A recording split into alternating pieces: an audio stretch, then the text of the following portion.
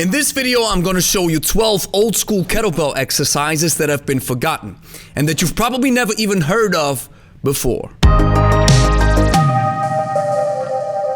Grüezi miteinander, Gregory von Leberstadt here. We're all about kettlebells, so if you are into kettlebells, then like the video and consider subscribing. We cannot, and in fact we must not mention the kettlebell without talking about those men and women who went before us. Strongmen and strong women performing feats of strength in circuses, cafes and theaters, which marks the classic period, starting around the 1800s. It was at this time that a group of professors and scholars began to understand the importance of strength. Weightlifting had begun as an artistic performance for a living, but now the training was beginning to mix with scientific theories, anatomy, and nutrition. Strength, and with it the kettlebell, was entering the 20th century, finally reaching critical mass, influencing culture, human development, movement, and science like never before. The classic period is characterized not only by an enormous proliferation of strong men and strong women, but also by the creation and development of most kettlebell, dumbbell, and barbell techniques. Let's review the classic period and revisit forgotten kettlebell exercises you've probably never even heard of. Please note that I've added some minor details for some exercises to augment some of the lift's movement patterns. Along with the press and carries, the bras tendus is one of the first techniques used for lifting weights. It was also the first exercise ever to be done with the kettlebell. You start by grabbing the bell by the handle. Breathe in and slowly stretch your arms out to the side. Try holding it for a couple of seconds, alternating between sides as safety guards for the shoulders. The Turkish get-up is perhaps one of the oldest in the kettlebell system. Originally performed using chariot axles, barbells, and later on with human beings, it is only in the 1920s that the kettlebell enters this lift as a regular weight. Strength magazine was a publication in which for decades the leading strongmen of the beginning of the century appeared. In one of the issues in August 1923, Klein, a regular writer for this publication, describes the lift that would lay the foundation for the modern Turkish get-up. The exercise is similar to the modern version, with the emphasis on the side plank. In his book from 1945, American strongman Joe Bonomo describes what he calls the get-up in its classic barbell version. He describes a unique and original version of the get-up, holding a barbell with both hands. Now, even though Bonomo didn't use a kettlebell, he was using two hands, so we can borrow his idea and create what we can call a pistol get-up using a kettlebell. I've added a leverage effect of the kettlebell in the sit-up positions to save the lower back and use some form of momentum to stand back up. Dr. Krajewski and many of the figures mentioned deserve their own video. He was a pivotal figure in the role of kettlebell training and was friends with one of the original founding fathers of periodized strength training, Theodor Siebert from Germany. The Krajewski halo is probably the first loaded mobility exercise with a kettlebell, and it probably served as an inspiration to the modern version of the halo that was introduced by Pavel. Ladislaus Pytlazinski is considered the father of Polish Greco-Roman wrestling. In his book Podejście Theaterów, he describes multiple kettlebell exercises. One of them was lifting for biceps. Even though he was using some form of watering cans as weight, the weight distribution can be applied in a similar fashion to a kettlebell. In modern terms, we could also call this exercise a curl and press. One of the most varied lifting movements is the so-called carrying. This exercise seems similar to the more popular strongman exercise called two hands anyhow. The idea is to grab the kettlebell from the bottom in a curled position and bring it overhead with some sort of side press.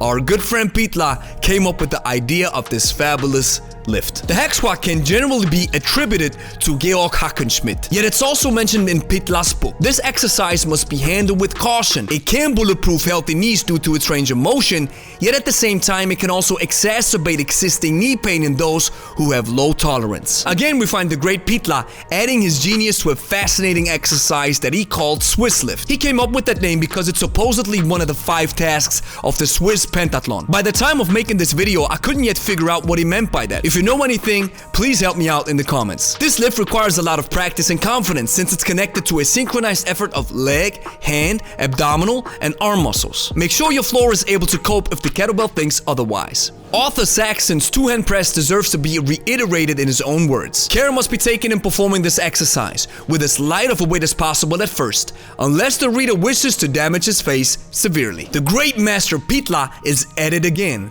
The bottom-up variation of a clean and press was originated by Pytla in 1930. By now, we must have come to a great appreciation of Pitla's forward thinking that we still benefit from today. To some extent, he also called this exercise the bulldog. This exercise can be a great benefit for those who need good wrist stability while improving full body tension from the ground up. The textbook of weightlifting by Arthur Saxon shows in the beginning of the 20th century how prolific he was at the art of strength, where he says the following: practice everything, 1 and 2-handed press with dumbbells and barbells, 1 and 2-handed lifts like the snatch and swing, jerk and press. Also, hold bells overhead and carry another weight with a loose hand, which is known as the continental style of lifting. This last bit refers to the more popular 2 hands anyhow. The bench press is probably the one exercise we have seen or heard of in modern times. Legend has it that Professor Attila is responsible for the creation of this exercise. Attila is probably one of the most important figures of physical culture. He's considered the true father of bodybuilding, since he was the mentor and trainer of Eugene Sandow, who later became a famous public figure